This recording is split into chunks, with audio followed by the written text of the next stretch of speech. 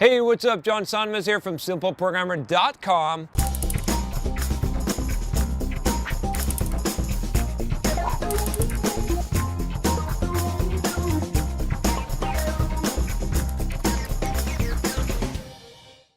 And I got a question, I've been getting a lot of questions about sleepiness. You guys are lazy bastards. Who needs sleep? Sleep is for the weak. It's for women and children. Come on. So this question is, do you have any idea of how to improve sleepiness and tiredness every afternoon? And this is from Lung Chen, and he says, "Hi John, I tend to do my work in the morning because I would feel sleepy and terrible every afternoon. I wake up around 7 and don't want to spend much time on sleep. That might be unnecessary. Have you ever felt that way? How am I going to boost and improve the afternoon's productivity?" So there's a couple of things here. I don't want to rehash everything I've said about sleep already. You can check out my sleep playlist. I should have one now, since I've been doing so many videos on sleep. But I would say this. So first of all, you don't want to waste unnecessary time on sleep. I totally get that, but time that's sleeping is really not wasted. Like, you got to kind of understand. I have trouble coming to terms with this. Like, I'd like to sleep as few hours as possible, so I'm not wasting time. But it's not really wasted because that refreshment helps me to think more clearly and to be more effective. And when I go on less sleep, I'm not as effective. So you got to really think of that as, I think I was reading maybe Tim Ferriss in his, I did this review on his Tool of Titans book, which is a really good book, by the way. I think in one of them he was talking about the idea that he basically was changing it, instead of calling it like sleep or like downtime. He was basically recharge time, or he had some way of spinning it, of framing it that made it sound like it was like a good thing, like, instead of a bad thing. So sometimes you got to think of rest time as not rest time, but as recharge, rejuvenation, whatever it is that's going to help you, and that you got to have that mindset. The second thing I would say here is, so I think you're probably lacking sleep, and so if you're probably like sleeping like 5 or 6 hours a night and you're waking up at 7, of course you're going to be damn tired in the afternoon, of course, right? So I would say that there's a couple of things you can do. Okay, one of them, just as a hack, I'll tell you this in general though.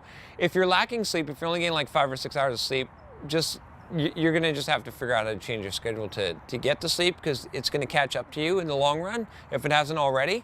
But with that said, I'll give you a few hacks. Okay, so hack number 1 is, when you start to get tired in the afternoon, exercise. Schedule it in your exercise session, right? I tend to do this because I tend to get sleepy in the afternoon, and I did this a lot when I was working like ridiculous hours early on in the Simple Programmer days. And what I would do is, about like 1 o'clock, I would go for my run, or I'd lift weights, and then I'd come back and I wouldn't be tired.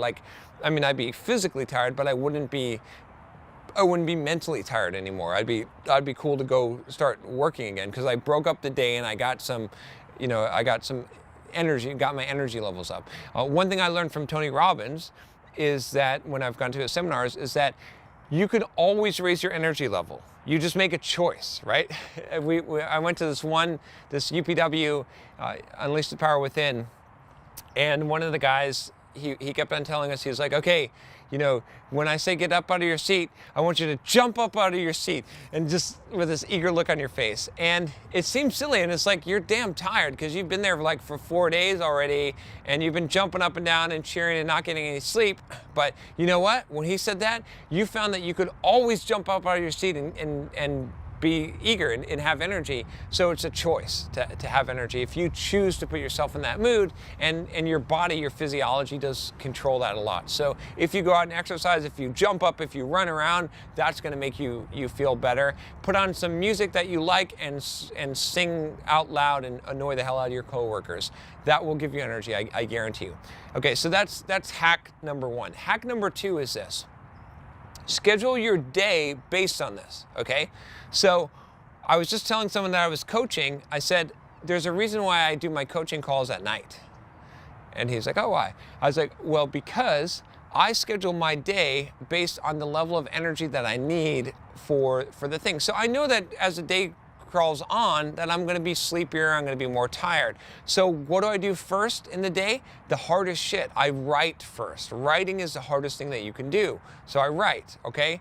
Or I do the mentally tasking things first, and then I schedule my phone calls for later in the day, and I schedule my coaching for later in the day, and I schedule answering emails for later in the day, and perhaps shooting videos, because those are all things that I could do while I'm tired.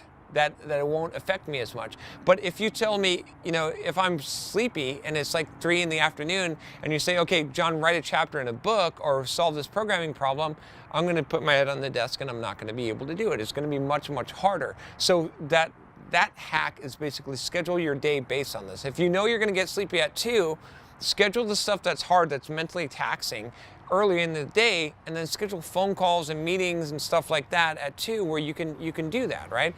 When I'm doing coaching calls or I'm shooting videos or I'm doing phone calls, it doesn't matter how tired I am, I can always talk to someone, right? That's like, I mean, how freaking tired do you have to be that you can't talk to someone? But to write a book chapter or to solve a programming problem, yeah, that can hurt you. So that's what I'd say. But again, don't try and cheat sleep. It's not a waste of time. You know, I'm saying this from having, I've tried so many years to fight sleep. It's just not possible. I've even tried polyphasic sleeping and all that kind of crap. It doesn't work. So, at least it didn't work for me. But yeah. So anyway, in the short term, you can get away with it, but in the long term, it'll always catch up to you. It'd be worth it to just, you know. How do you want to go through life feeling like shit all the time also? That's another thing I had to ask myself. It's like, no, I'd rather get 8-9 hours and feel refreshed, even if I have to get less stuff done, and actually enjoy my life rather than just get through it. So, just something to consider. All right, if you like this video, if you haven't subscribed already, click that subscribe button below. And if you have a question for me, you can always email me at john@simpleprogrammer.com. I will talk to you next time. Take care.